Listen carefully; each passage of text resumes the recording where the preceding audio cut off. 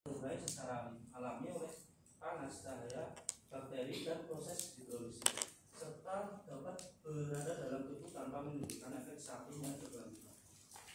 Kemudian PLA berasal dari bahan baku terbarukan, dapat seperti jagung, kentang, singkong, dan sagu, sehingga sangat cocok untuk produk-produk medis yang mengutamakan keamanan dan keberlanjutan.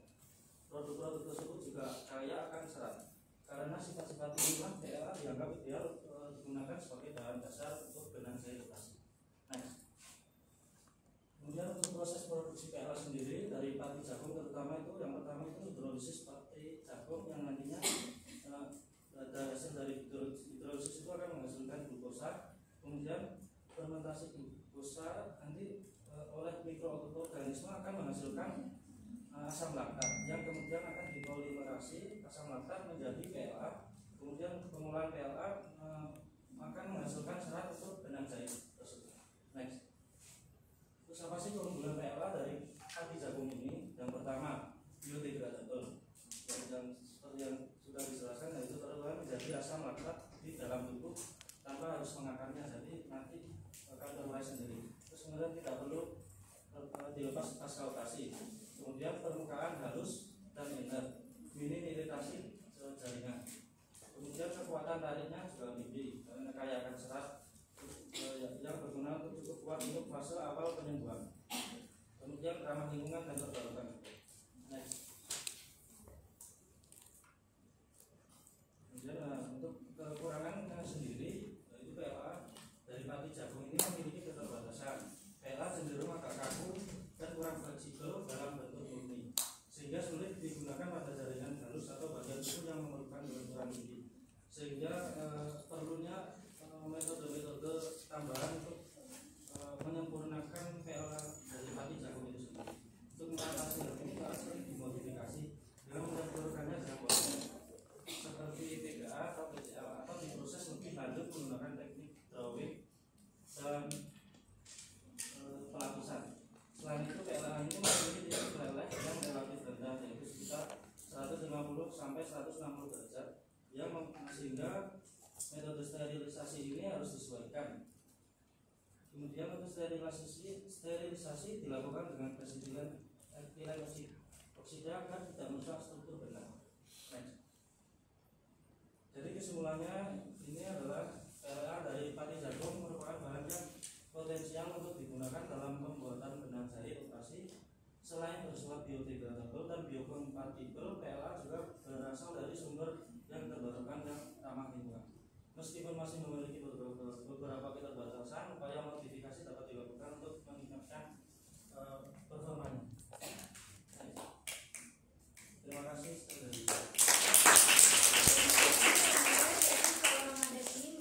Salah satu produk yang bisa dibuat dari bahan baku terbarukan, yaitu produknya benang jarum jahit operasi. Kira-kira bahan sintetik sebelumnya apa yang biasa digunakan kalau bahan sintetiknya? Kalau ini kan bahan terbarukan ya. Kalau yang saya atau bahan yang tidak terbarukan. Kalau yang saya sepenglihatan saya kebanyakan benang jahit operasi itu memang berasal dari PLA, tapi sumbernya berbeda-beda. Semua dari terbarukan? Enggak kan? Dulu biasanya kita pakai apa? Kalau bahan benang jarum jahit ada yang pakai nilon, polipropilen. Nah itu kan bahan-bahan baku yang berasal dari sumber yang tidak bisa terbarukan ya. Kalau polipropilen kan plastik itu kan ya sintetiknya. Nah nanti sumbernya pasti dari bahan bakar fosil. Ya Allah, kenapa ada dua orang duduk nih? Kursi ada dua ini masih ada kursi. Ambil kursi yang kosong taruh di tengah situ. Ambil kursi yang Ini kosong. juga ada nih Insan. Gitu ya. Langsung mengganggu konsentrasi saya. Jadi depan. Ini yang ini satu. Yang gampang yang mana? Nah, geser. Nah, betul. Daripada atau duduk di tengah juga kalau terlalu berdekatan Arya sama Dani, kita harus tengah dan terlalu dekat ke cewek-cewek.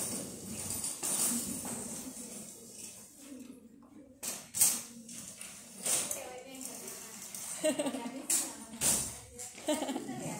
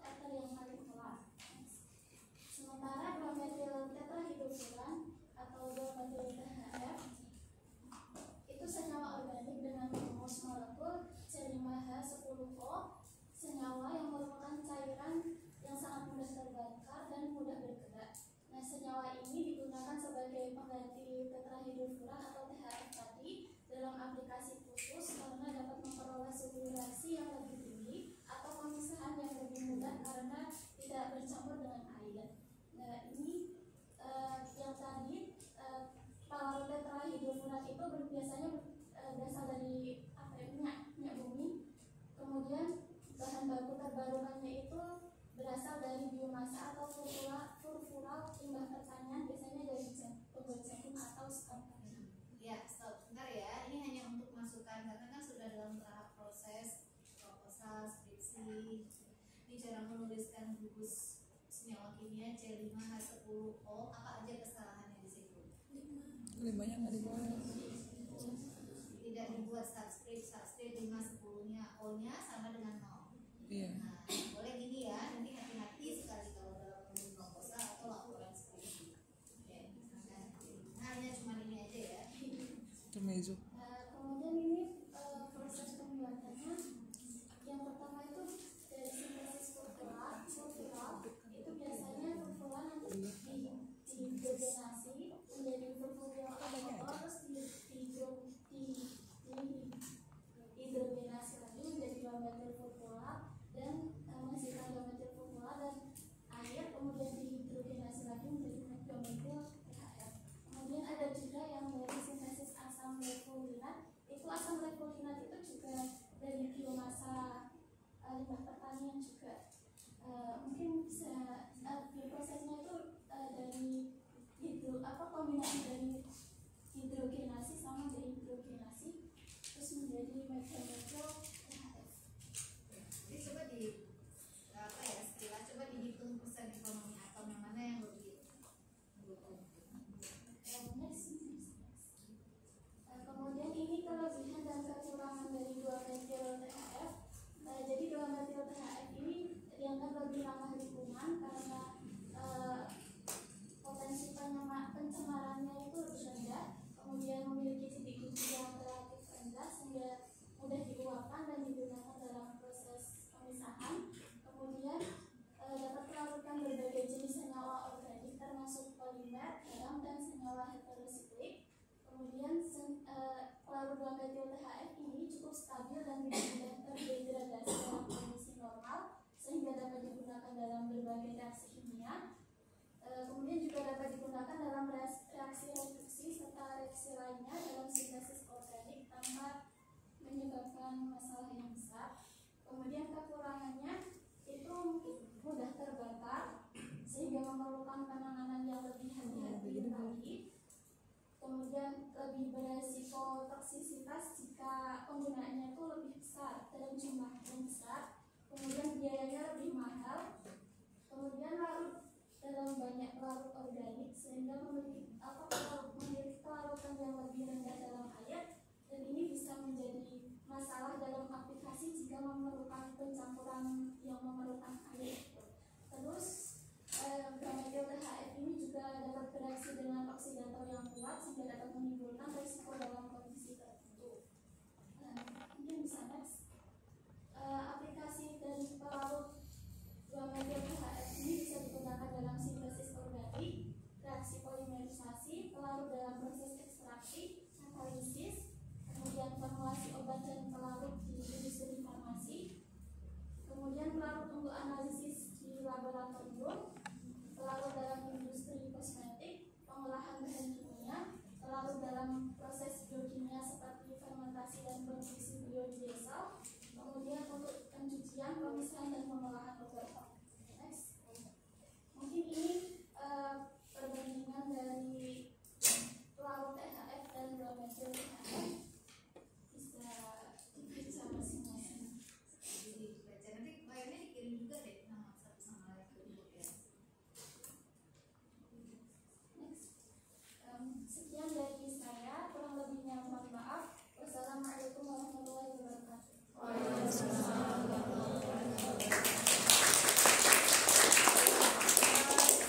Salah satu kelebihan karena kita belajar bahan baku terbarukan, salah satu kelebihannya ya pasti karena dia lebih mudah diperbaharui gitu ya.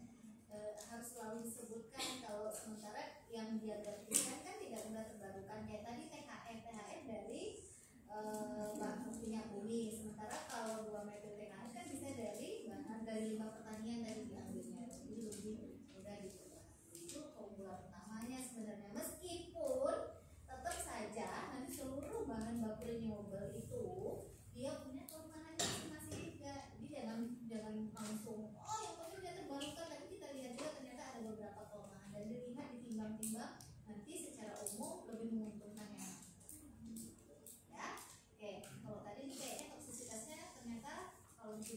jumlah besar, agak tinggi juga ya. Oke, baik, selanjutnya Anissa sudah siap? Belum siap. Kenapa belum? Masih dari kekurangan sama kelebihannya lupa dimasukin. Oh, nanti diceritain aja nggak harus ada di PPT. Belum bikin filenya juga. Oh, yang Anissa kirim. Ya. Linknya belum masih dikunci. Iya. Nanti boleh disampaikan secara bisa saja, nggak usah diganti PPT-nya sekarang. Nanti biar teman-temannya juga bisa nyatet ya. Terus selanjutnya adalah Hilma. Hilma mana? Ya, silahkan Hilma.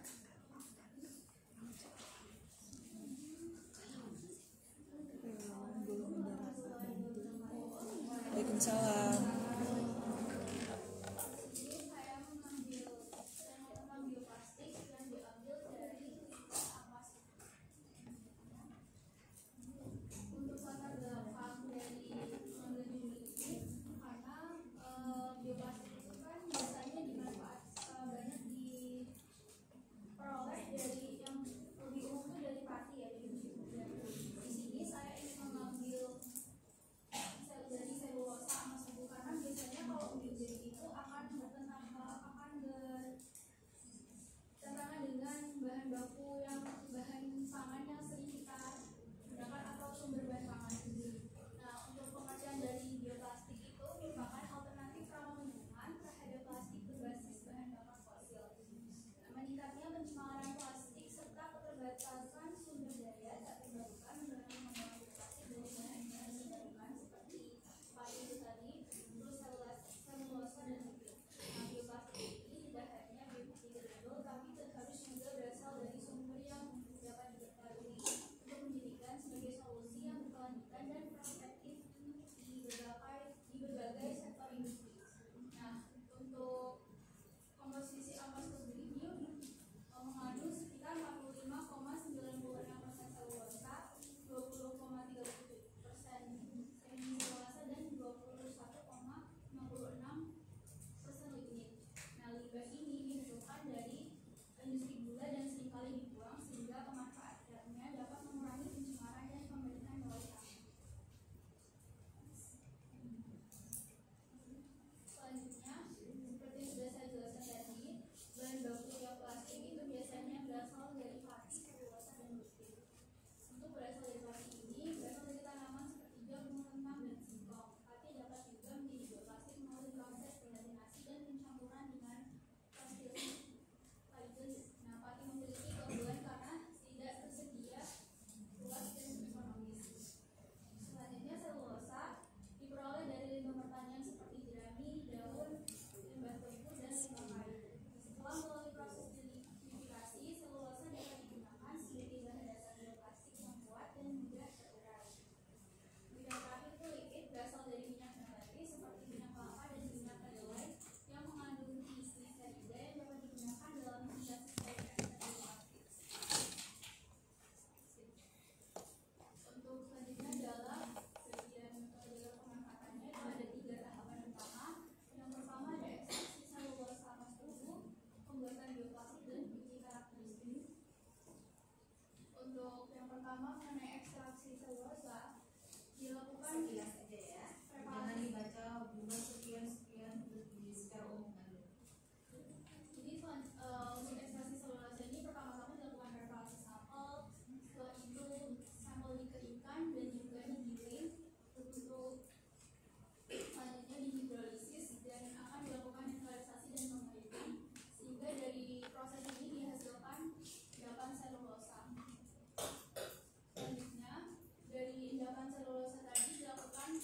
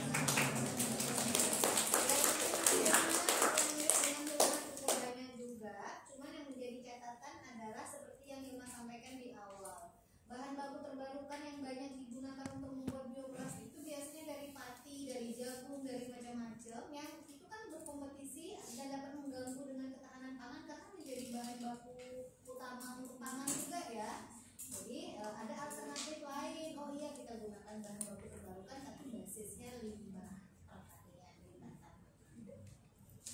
Ya, bisa dipahami ya? Oke, baik. Selanjutnya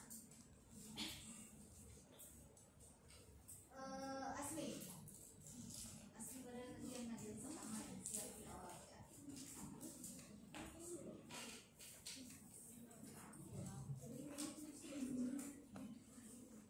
Assalamualaikum warahmatullahi wabarakatuh.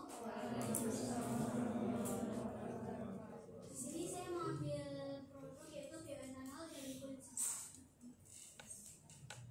Bahan bakar minyak merupakan salah satu energi yang diperoleh dari fosil. Bahan bakar ini akan habis jika digunakan terus-menerus atau tidak dapat diperbarui. Untuk mengatasi hal tersebut, penggunaan bioetanol dapat dijadikan sebagai alternatif. Indonesia merupakan negara agraris, memiliki potensi besar dalam pengembangan energi terbarukan dari sumber daya lokal. Salah satunya adalah kulit singkong, limbah pertanian yang selama ini kurang dimanfaatkan. Data menunjukkan bahwa produksi singkong di Indonesia pada tahun 2023 mencapai 16,76 juta ton, yang artinya kulit singkong itu juga banyak yang terbuang. Kulit singkong memiliki kandungan selulosa sebesar 80-85%, sehingga memiliki potensi dalam pembuatan bioetanol. Bioetanol merupakan bahan bakar alternatif yang diolah dari tumbuhan atau biomasa dengan cara fermentasi, di mana sumber bioetanol dari bahan berpati atau amilum, bahan bergula, dan bahan berselulosa. Keunggulan bioetanol dari kulit singkong yaitu pengurangan limbah pertanian, tidak mengganggu ketersediaan pangan, potensi ekonomi, potensi pengurangan emisi gas rumah kaca hingga 70% dibandingkan dengan bensin. Di sini saya menampilkan tabel beberapa bioetanol dari beberapa bahan, yaitu ada biji cempedak, dari jagung, dari tebu, dan juga dari kulit singkong. Berikut merupakan perbandingan dari setiap bahan. Untuk proses produksi, tahap pendahuluan yaitu kulit singkong dicuci dan dikeringkan hingga kering, kemudian dihaluskan sehingga menghasilkan tepung kulit singkong. Kemudian dihidrolisis, dapat menggunakan hidrolisis enzimatik berupa enzim aminase dan exelizin, dan juga ragi berupa Saccharomyces cerevisiae dan juga Simomonas mobilis. Yang kedua, hidrolisis asam menggunakan asam seperti HCl, H2SO4 atau pemecah karbohidrat menjadi gula. Yang ketiga yaitu tahap fermentasi dan penambahan ragi pada filtran hasil. Ini ada kesalahan tulisan, itu hasil hidrolisis. Ragi yang digunakan dapat berupa Saccharomyces cerevisiae dan Simomonas mobilis. Untuk yang Saccharomyces cerevisiae ini sudah banyak digunakan, tapi untuk Simomonas mobilis ini baru digunakan oleh mahasiswa UNIF. Fermentasi yang digunakan menggunakan sistem gas. Fermentasi dengan hasil optimal kadar etanolnya itu biasanya pada hari ke-7 sampai 10. Yang terakhir yaitu tahap destilasi menggunakan evaporator dengan suhu sekitar 78 derajat Celcius. Tahu dulu sebentar. Ada dia menggunakan sistem batch. Kita mau belajar di prinsip yang kemarin, metode yang sintetis yang ramah lingkungan ya. Ada apa saja sistemnya? Batch sama continue. continue. Tahu ya kelas minusnya ya. Biar sekarang kan udah nanti kalau baca skripsi dia pakai batch, di skripsi dia pakai batch. Tapi kenapa? Ya lanjut. Untuk produknya itu yang sudah dipublikasikan itu ada Microsoft yang tadi menggunakan ragi dan menggunakan Simomonas, dan juga exelizin.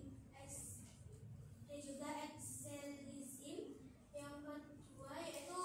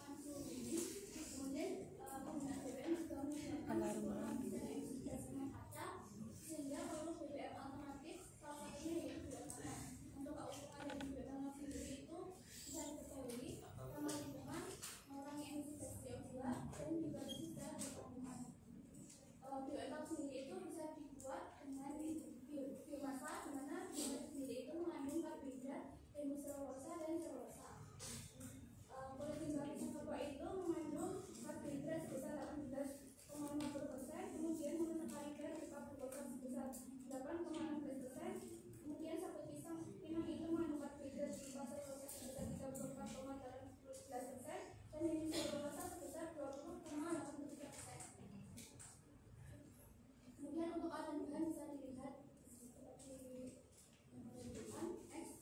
Untuk cara kerja sendiri itu yang pertama rekam sampel, kemudian dilakukan hidrolisis, kemudian dilanjutkan analisis kadar produksi, kemudian dilanjutkan fermentasi dengan menggunakan bantuan analisis serisiae, kemudian dilakukan destilasi tingkat. Setelah itu dilakukan analisis kualitatif bioetanol dan analisis kuantitatif bioetanol. Di tahapan 2 itu sekarang inovasi dalam sintesis bioetanol selain menggunakan bahan baku terbarukan itu sudah menjadi inovasi beberapa tahunan kemarin ya, lebih lah. Nah sekarang itu beberapa tahun terakhir itu di bagian hidrolisisnya. Bagian hidrolisisnya itu dia banyak sekali menggunakan metode-metode baru. Jadi kalau yang biasanya hanya menggunakan asam atau enzim, nah di sini dia ada inovasinya di sini. Nanti kalian bisa cek kalau kalian mau tertarik ya, cari tema-tema bagian hidrolisisnya di sini yang menjadi bagian kecil dari hidrolisis, dan juga dalam proses pembersihan bahan bakunya nanti yang terakhir itu. Jadi nanti ketika bahan bakunya mana ya ayak, nah di sini dalam proses pengayakannya di sini itu juga nanti ada pembenahan bahan tertentu, bahan-bahan material tertentu yang membuat ukurannya menjadi lebih homogen dan lain sebagainya, sehingga nanti dia ketika dilakukan dijadikan sebagai dilanjutkan proses hidrolisis hasil lebih maksimal. Itu juga ada di dalam tahap 1 dan tahap 2 ini inovasi beberapa tahun terakhir. Kalau tertarik dengan bioetanol nanti bisa dibaca juga, cari lagi papernya ya. Kemudian hasil pembahasannya dari tabel tersebut menunjukkan bahwa pada tiga prediksi itu tertinggi ada pada ruangan KP 75%, SP 20%, yaitu sebesar 57,88 gram kali. Untuk bubuk kulit pisang itu lebih mudah dihidrolisis oleh pelarut air karena memiliki tekstur yang lebih halus dan kreatif dibandingkan dengan rambut pinang yang memiliki tekstur besar. Kemudian uji kualitatif ini dilakukan untuk mengetahui ada tidaknya bioetanol dari hasil proses fermentasi, di mana dapat dilihat pada gambar tersebut adanya perubahan warna dari jingga yang didapat dari kalung di bawah menjadi hijau jingga. Karena perubahan seperti itu karena adanya penurunan bahan oksidasi dari CR16 menjadi CR16. Next. Selanjutnya bioetanol itu dianalisis secara kuantitatif menggunakan alat hand refraktometer untuk mengetahui konsentrasi bioetanol. Berdasarkan gambar di atas menunjukkan bahwa kadar bioetanol itu diperoleh sebesar 39% dari fermentasi jumlah produksi sebesar 57,89%. Untuk hidrolisis sendiri dapat dilihat bahwa kulit limbah pisang rokok dan satu pinang itu berpotensi untuk menghasilkan bioetanol yang lebih ramah lingkungan dan dapat diperbarui karena kadar jumlah produksi tertinggi itu pada perlakuan KP 75%, SP 25%, yaitu sebesar 57,88%. Dan untuk analisis kualitatif positif mengandung bioetanol dengan ditandai dengan perbedaan warna jingga jadi hijau berion, dan konsentrasi bioetanol itu sebesar 39% dari gula fermentasi sebesar 57,88%. Iya, Hanifah, kenapa sih? Berarti tadi kalau dia tambah banyak kulit pisang pokoknya hasilnya lebih maksimal ya? Nah, kira-kira kenapa itu? Apa bedanya secara kimia, struktur kimia, kandungan komposisi kimianya antara kulit pisang rokok dengan pinang? Dengan satu pinang ya? Kandungan selulosanya. Kandungan selulosanya itu Kalau pisang rokok berapa? Karena kok dia semakin tinggi pisang rokoknya, bioetanolnya karakteristiknya lebih baik. kalau karbohidratnya pada kulit pisang rokok itu 18,20%, kemudian glukosanya sendiri 8,16%, Kalau yang sama pisang, selulosanya itu yang selul pinang itu 8,83%.